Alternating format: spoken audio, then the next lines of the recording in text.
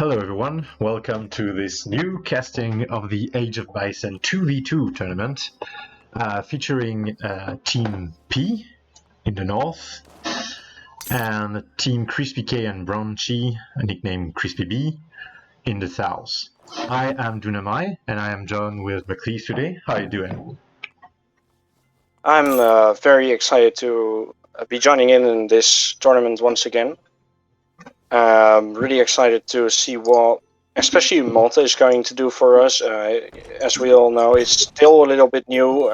Good build orders have been figured out by now, but not everyone knows them by now. And paired up with Russia, yeah, we're bound to see something aggressive, especially on this map. So that will be really interesting. Yeah. So looking at the different players and civilization, we have, as you said, Malta and Russia. Russia, very strong H2 civilization.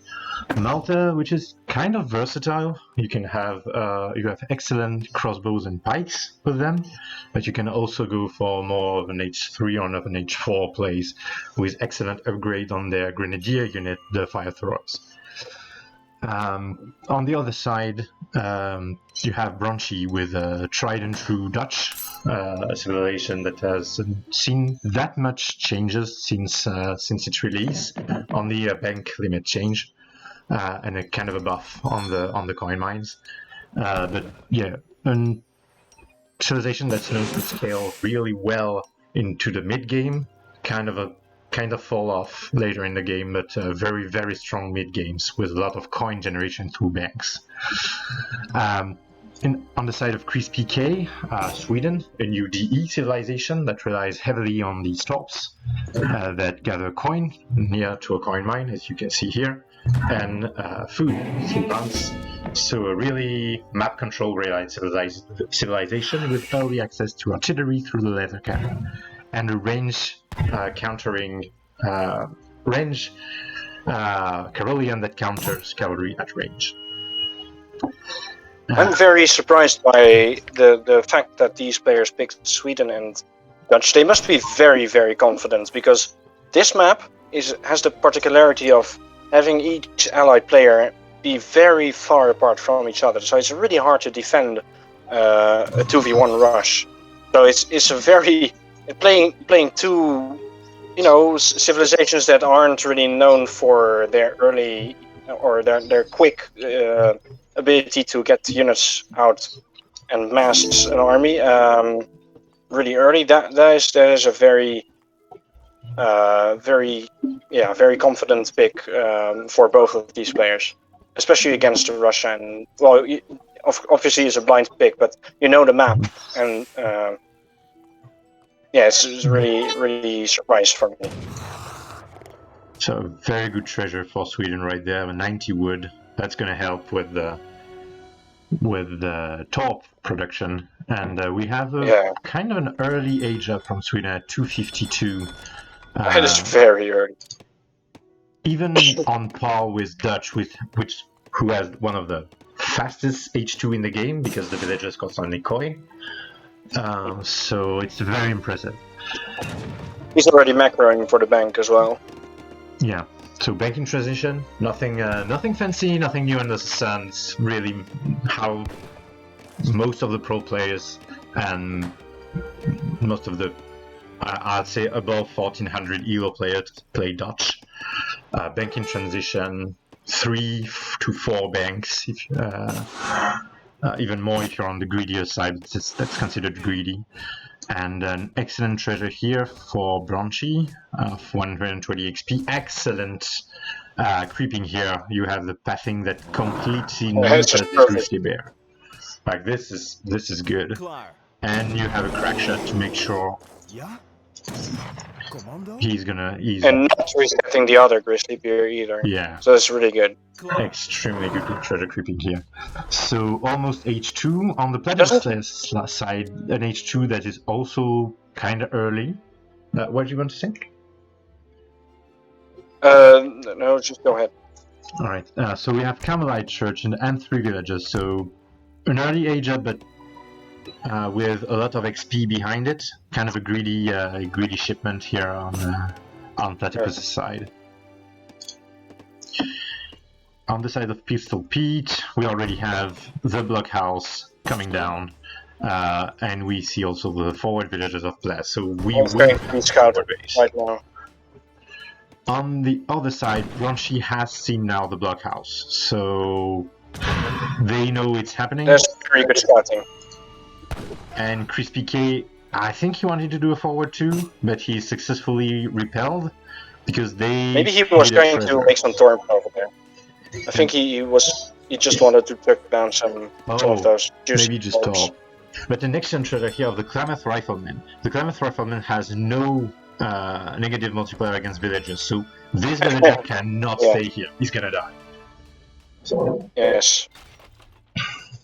He ran for his life. Mm-hmm.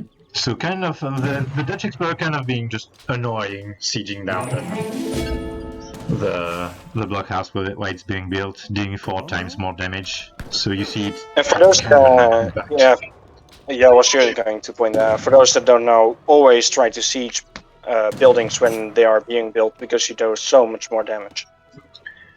So we see the 2 banks out of Dutch, a 3rd on the way. So a very strong economy. I think it's like about 4 villager bank, if I'm not mistaken.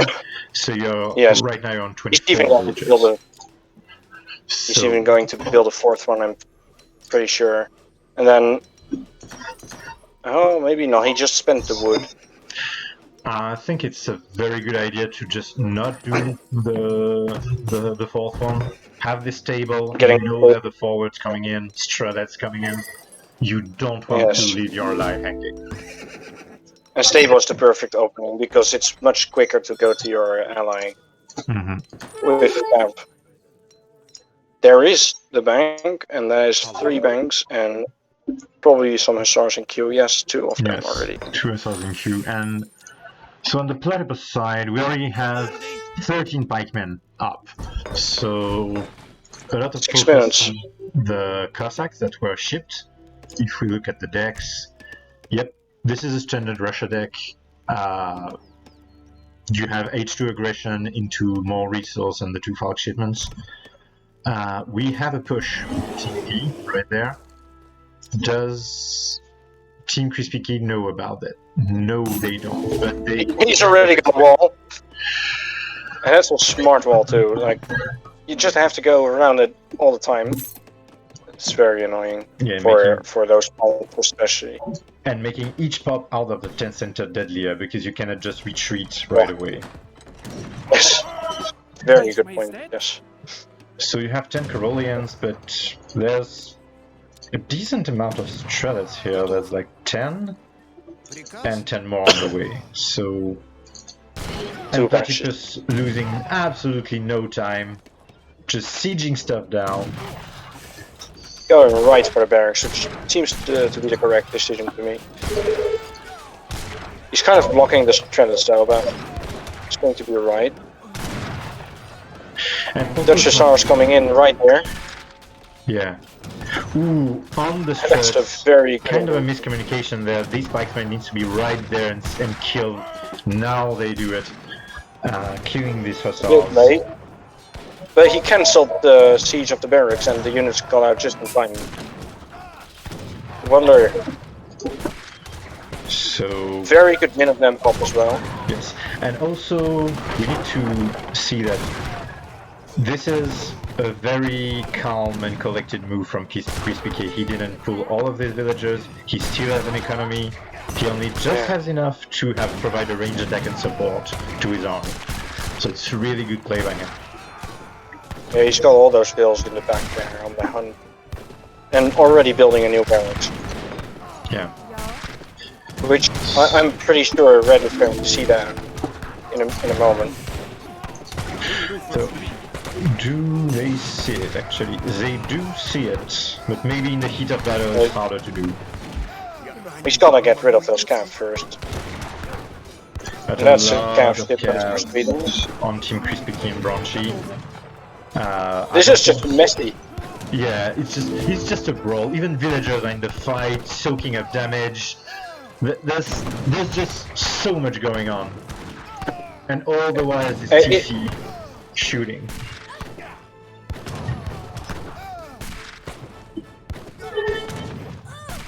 Yeah, that was just looking like a big saloon fight there. Everyone against everyone. And there's coming some order in there. Those spikes just walking by the hussars getting poked. Yeah, kind of a That's a mismicro little bit. here. Oh, there you go. Now the pikes going in. Running instantly.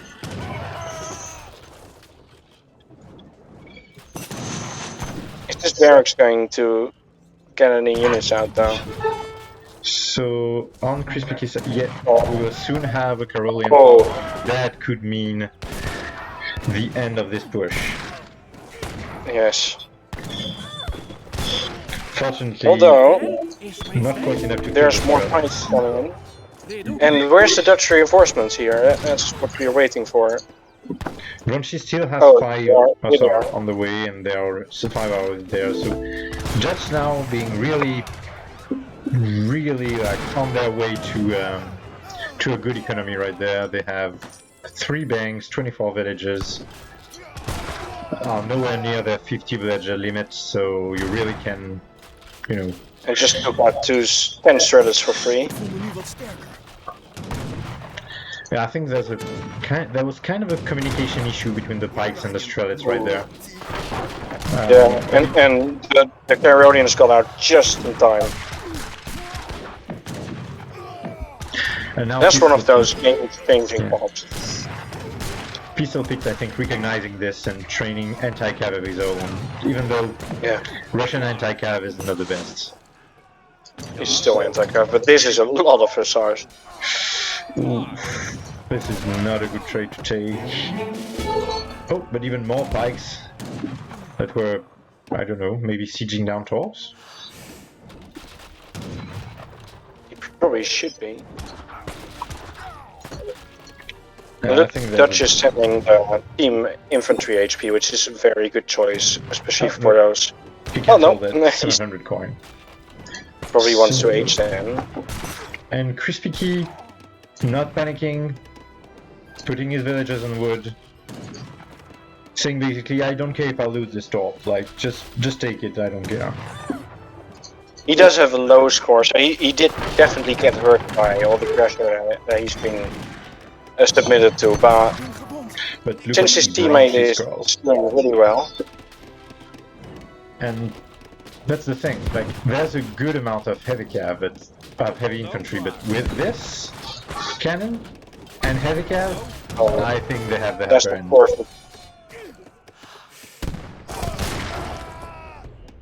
It looks like they recognize it and they're just going to leave the place. It's a bit late. And all the while, Engelsberg talk. That's a very good move now. Sieging those torps there. 11 torps, yes. He's already sent in blueberries as well. And just the strategy's just moving in to move out again. Yes. So this is where the Russian army should have been in the place of the Maltese one, and vice versa. It's just they're so out of place and separated from each other. This is terrible. The problem is heavy infantry needs to siege this, and shreds don't want to be under TC fire. Yeah, and there's these cliffs just making the pathing really difficult, and the wall that's really well placed again. Yeah, Team Crispy making sure that everything's just more annoying with these walls, and all the while I think in Platt and Pete's mind is look at Bronchy's score, 13k. You don't want to leave Dutch alone. But as we see, maybe a good no, they decide against it. Yeah, he ran. Builds a depot to protect, I guess, from counterattack. It's an interesting choice because it does buff your gunpowder infantry, but he's making pike bow. I think he's just doing it for the the spookiness factor.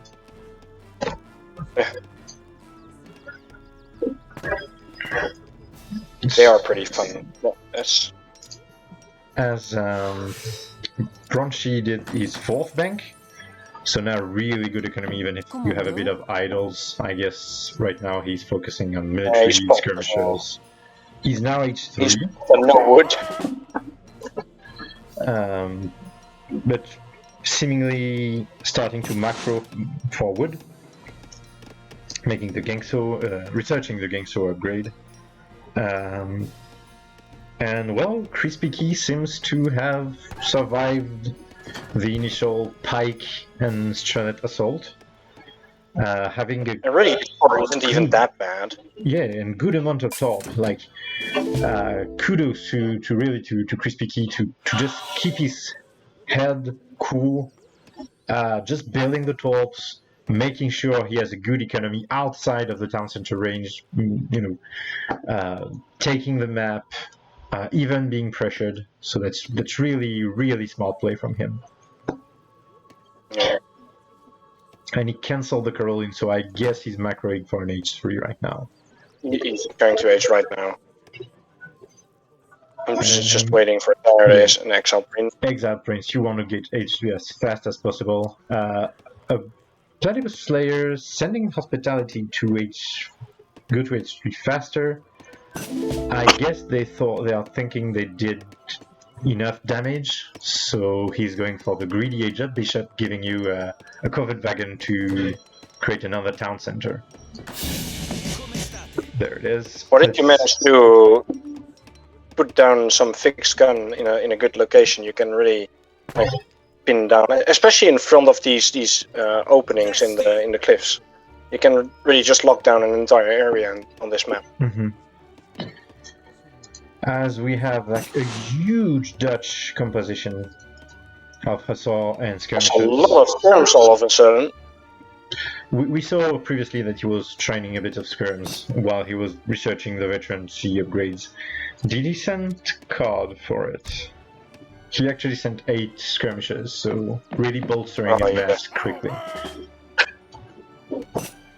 And yeah, Bronchy, 32 villagers, 4 banks, good Hussar mass, a second Rax being added right now. Bronchy seems untouchable. Yeah, maybe you'd need some rage or some sneaky play to get his score down a little bit. Anyway, Team Krispy or just maybe. Go ahead. I was going to say or finish Sweden, but he just upgraded his Carodians. It's going to be tough. Yeah, so as we have Vigilant Carolans and the two leather cannons, an artillery foundry being made, so you need to keep an eye on this one. And H3 Carodians are much stronger than H2 Carodians. Yeah. It's really a big difference with the cards. And Pistol Pete still in H2, so I think for Team P right now we have kind of a do or die moment. You need to siege down this TC, you need to do real, actual economic damage to stay in this game. You need to get those cannons as well. There's a good Hussar. As we have kind of a problem that the heavy infantry is just dying for free while the crossbows are attacking the mass. A lot of pikemen being lost right there. But that's the problem with pikes. You can't really use them in this kind of fights. They can siege, they can get capped, but that's it. And there's a charge on the crossbows that just and the Caroline charge. And all the while, Pistol Pete with H2 units that just couldn't hold the H3 fully boomed Dutch army. I think he still traded relatively well, but he just doesn't have the eco to get back up in Dutch has. I mean, Russia he still wins that fight. Yeah. If there's no yellow, and that's the whole problem. And they're probably on top, basically saving the deal. Yeah, those hack balls. Platypus on 2 TC, so he's slowly getting back up there, but I think at this point, this is Crispy B's game to lose. Yeah. Bronchy even making walls to avoid the raids you were talking about earlier. These roll that sure Here they enough come. come in. Let's see what the raids does. You speak of the devil, right? Yeah. Cossack devil. And the raiders are going to come out, so yeah, Pistol Pete won't find anything there. Just One of the death bars and against ex- one. 3 wounds. He will just give away XP to Bronchy right now. Even if the raid was a good idea, I think it's a bit too little, too late. Yeah. I don't know if Team P can get out of it. I think, as I said, it's Krispy B's game to lose now, and let's see if they slip up and make mistakes. As we have... Yeah, Russia desperately needs to age, and... Uh-oh. I think he knows it right now, because you see he's macroing for an H3. These people buying a little bit of time, actually. Making sure the Falconets and the whole army has to stop. Oh, no, don't move! Don't! What are you doing? Ooh! Oh, yes, they do the damage. That deals some damage. That has dealt some damage. That was unnecessary. I think this was kind of a miscommunication. Yeah, now look at the mess. Pistol Pete pinging back, like, just loot this forward, I think he's trying to tell Platypus. And he's right about it. They cannot compete with that right now. But we do have fire throwers in Plat's army, and that can surprise people. Those bandits are also joining the fight and just shooting at the cannons because they can. We accidentally clicked those. Brave fight for the bandit riders. You'll be remembered. Fight for liberty. And also for treasure, like, so 5 XP is nothing to laugh at, even in H3. He's actually just taking it, and that's quite a lot actually. He was like about halfway through, and he basically has a shipment now, so it's really good fun. So this artillery foundry trying to make a call, but I think it's yeah, he has to cancel it because it's too exposed. Yeah. And the raids coming in, but he needs the fire thrower right there because they do actually a lot of damage to Reuters, and you can see that kind of lost. Reuters are so packed together. They are not really great against these type of even skirmishers, but especially those fire throwers. They just do it off. They punch very hard. And the 2 area of effect on, as you said, a tightly packed unit make sure that this 16 siege damage is actually much more because you're fighting and damaging multiple units at the same time. Yeah, it's probably about 32 because I think you do about half the damage on the next unit. And since it's 2 units, that would be 2 times 8, so that's 32 damage, and that's quite a lot. 32 siege and it's siege damage, so it bypasses the range resist as well. As we have from Pistol Pete, cannons being made from 2 stables, so I guess he'll be the cavalry supplier for the team. Platypus really wants to snipe this artillery. Yeah, that's a lot of cannons. The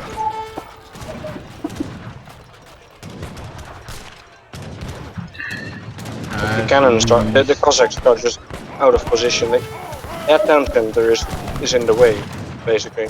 Yeah, but good shots from the fire throwers on the Reuters, but the problem is these guys are out.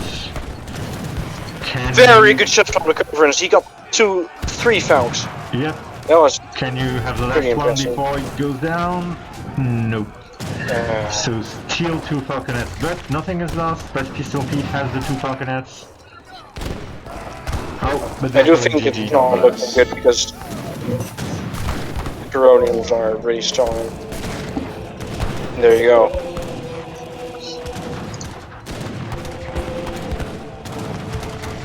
As Piston Pete's kind of finding it out to the bitter end. Yeah, he might still want to get those Falcons to, make his point. Yeah. But yeah. While the Maltese decide to just embrace peace and sit idly by the battlefield. Yeah. So very good 20-minute games. Congratulations to both teams. We saw Maltese and Russia really aggressive, destroying multiple racks, making sure Krispy couldn't mass. I guess kind of a miscommunication between the pikes and the strelets. Often the strelets were caught off guard by some hussar. Even the 3 hussar pop from Krispy really hurting this strelets mass. And even if it's a cheap throwaway units, at some point you're gonna feel it if you keep bleeding them out. And with these civs as well, you just know that if you don't do enough damage, they are going to out eco you, no matter what. Mm-hmm. So they were on a timer, and they didn't manage to. Yeah, they didn't manage to hurt the other team enough. Mm-hmm. As we see on the villager count, Krispy losing 3 villager, but keeping his cool, keeping his head in the game. Kind of a idle villager problem, but that's less impactful for Sweden than other civilization because you have these torps. And when we look all resources gathered, we see how life isn't fair, and you can still outgather, Malta and Russia without having villagers. So yeah, and this is a story of Dutch not being attacked, of a rush that had very good potential, but ultimately that was repelled by impeccable defense from Krispy and a bit of miscommunication within Team P, I think. What do you think about it? Yeah, and it's so hard as well when you decide to rush these 2 players. Are you going to go for Sweden or are you going to go for Dutch? If you let Sweden boom and you go for Dutch, he might carry the game. But if you go for Sweden and you let Dutch boom, then you have the same problem, and that's exactly what happened. Yeah, basically, do I crush this cockroach that's just going to multiply? If I don't, or this one and the other's going to boom. So, and by cockroach for the viewer, I mean a defensive strategy where you just really hide in some corner of the map, taking the map control as he did with the torps, or really basically being hard to crush. Very defensive play. No disrespect meant for any of the players. And yeah, basically rush repelled, excellent defense, and this dilemma of, as you said, the killing one and letting the other live and crush us. It would have worked if they had, successfully destroyed a TC and killed villagers. Yeah. Like Sweden is not that good when all the villagers are dead.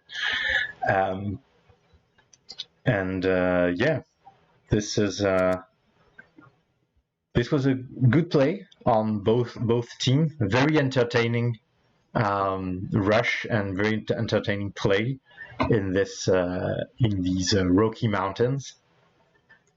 And do you have any final thoughts? Well, no, I'm just really happy to see this defense. I like these kind of defensive playstyles.